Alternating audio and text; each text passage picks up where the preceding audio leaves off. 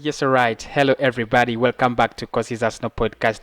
My name is Kosi, and a date. Oh, a promise is a date. I mean, at times you never demand it, but it's a date, and I'm here to pay. I've promised to do a video about Dangote's Arsenal plan. I wanted us to discuss much further how his takeover could impact Arsenal, what he thinks of taking over Arsenal, because there have been so many rumors around Arsenal being bought, Stan Kroenke, and so many other things. So that is what I'm going to talk about in this video. How do we benefit from Aliko Dangote's takeover? That's the first thing. And then the other is, if he takes over, what are his plans?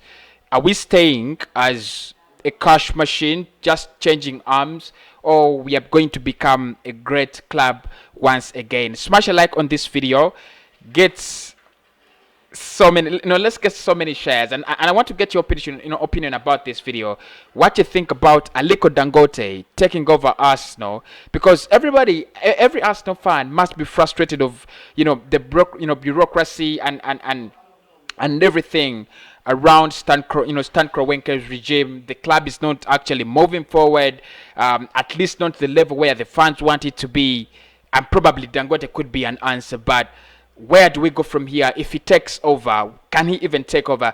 That is what I'm actually going to speak about in this video. But before I do that, I'm going to share with you one of the quotes, actually one quote that Dangote did speak of in 2016, and that's where we're gonna begin. So he said, "It's about being Arsenal. It's about buying Arsenal and turning it around. I've run very successful businesses, and I think I can also run a very successful team. Right now, with what we are facing, over 20 billion of projects, I cannot do both.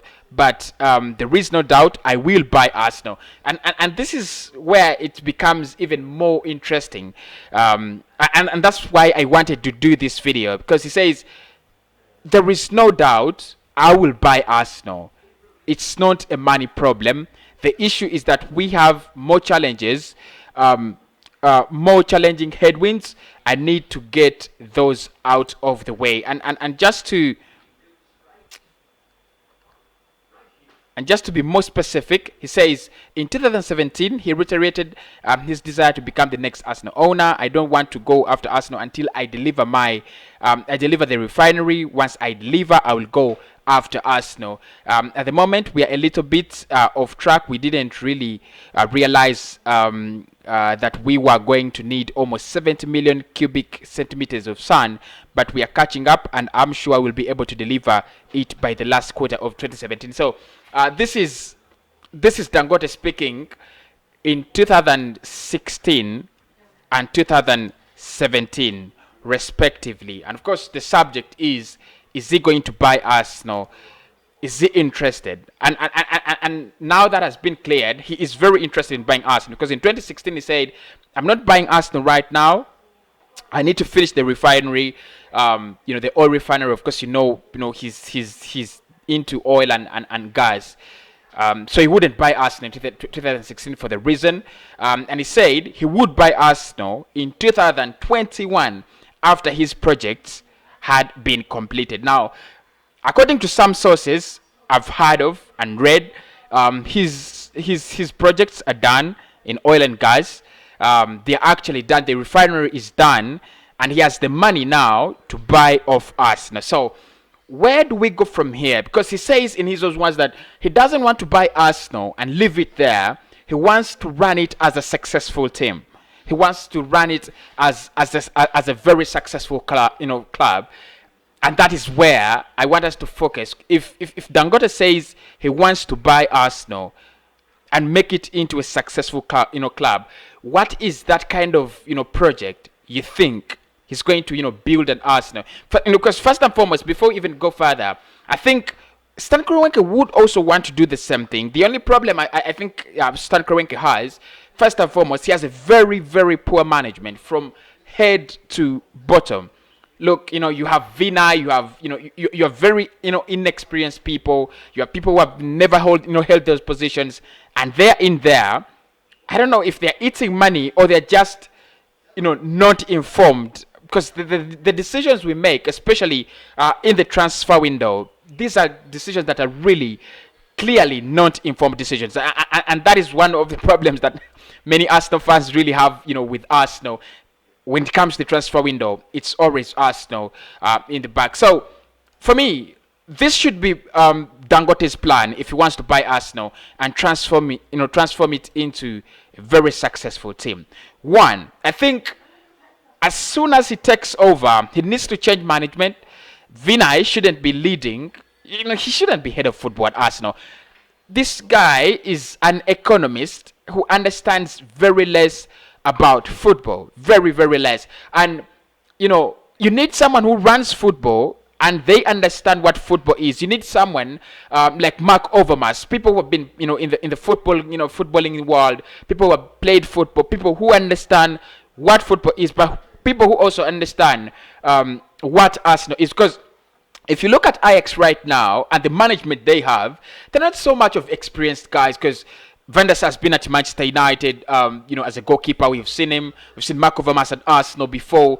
So these are football talents that have been collected and then recruited into management of a sport they do understand.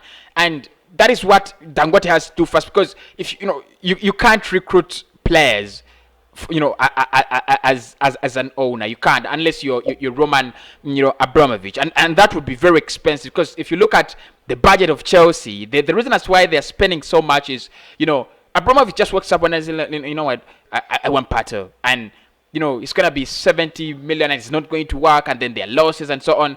I think you need to have a very good management to run any successful business, any successful club.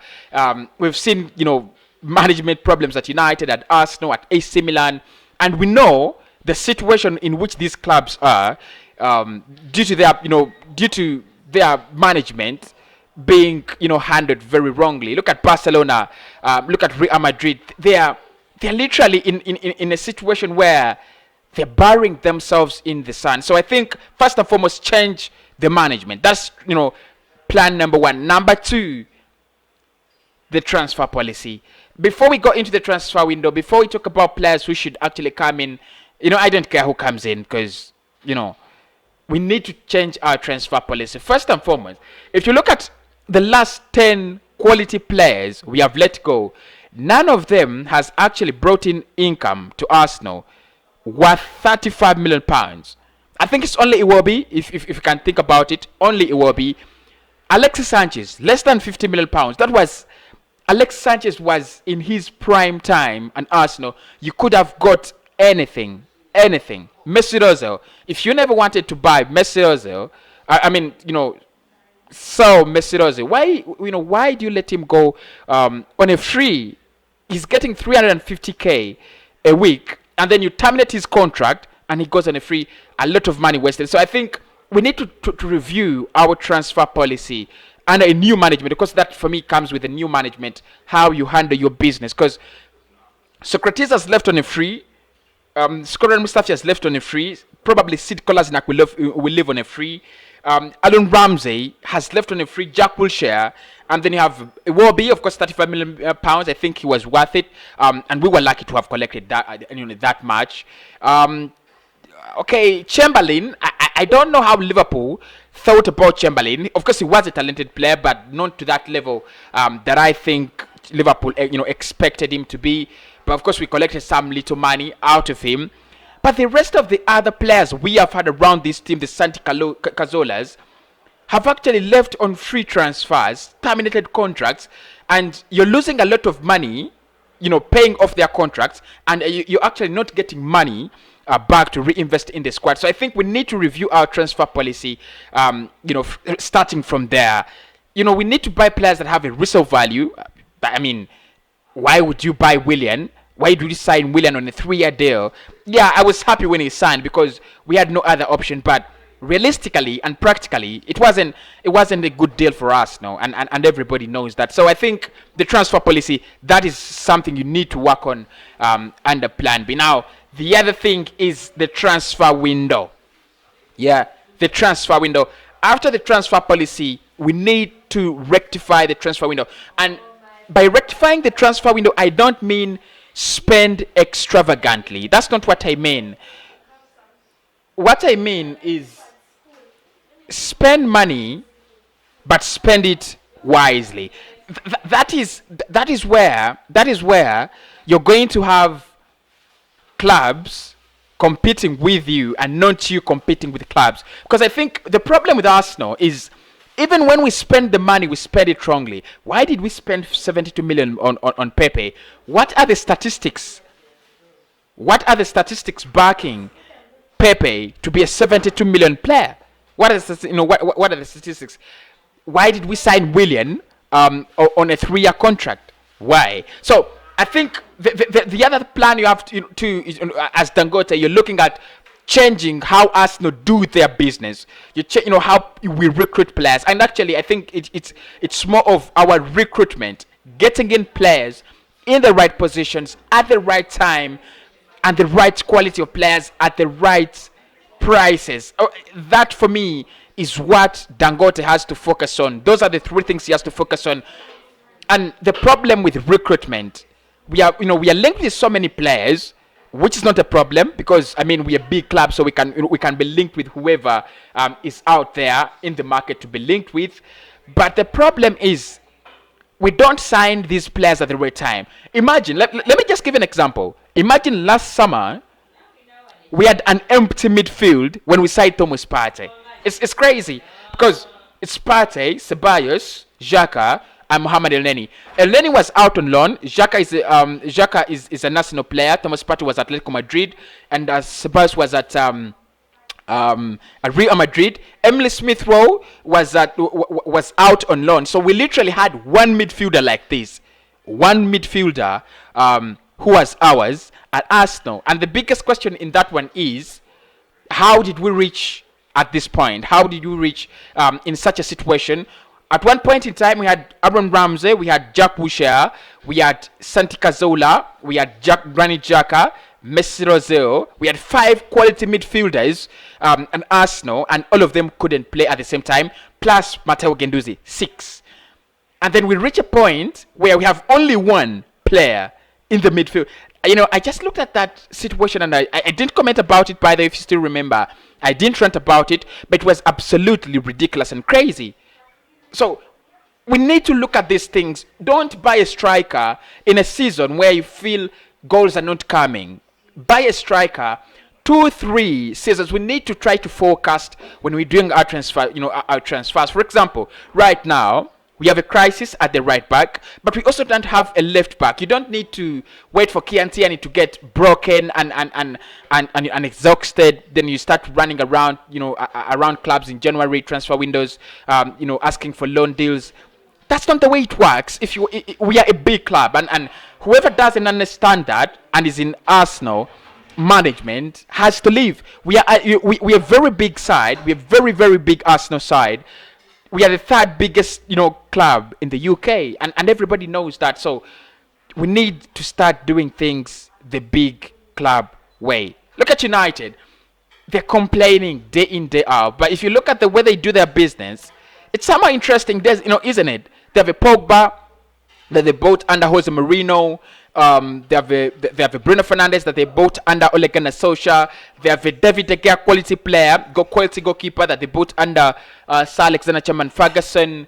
Now we have a Kiantiani that So I think if we can do business the way big clubs ought to do business, not the way we want to do our business, we can't go back to becoming great again. But if Dangote thinks splashing money to the problems of Arsenal is actually going to solve whatever kind of ridiculous situation we are in, then for me that's wrong. That is absolutely wrong.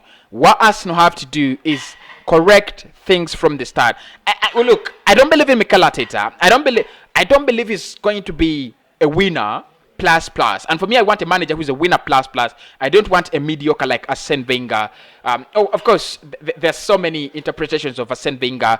The level he put us, at as a manager, we are very grateful. But also the pain of 20 years struggling is another story, and that's why we have mixed reactions. I can never troll Wenger. I can never speak so poorly about Wenger, but the pain of 20 years without a trophy and without a future for me was so painful.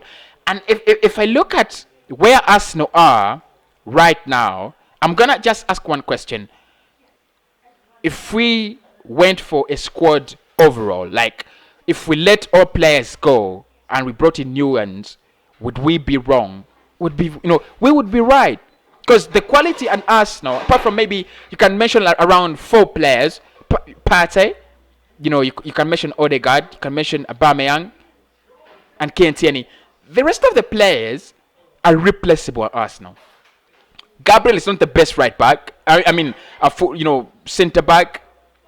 Leno is not the best goalkeeper. I was, watching Kev on the Highbury squad yesterday, and he was trying to compare Oblak and Leno, and that's where I realized that Leno may be a good goalkeeper, but he's not that great. Probably, we've been blinded, and it's true.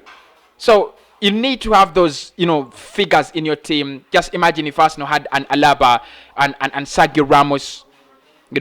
You need to have those figures in your team, and I think there would be a very big thing, a very big job Dangote would have to do if he took off Arsenal. Now there's someone I've promised a video about a right back at RB Leipzig, and I said it will drop tomorrow. So tune in tomorrow. Your video will be actually dropping. I think I'll also do my Dream 11 today. Yeah. My Dream 11, and I also provide another segment of the transfer window.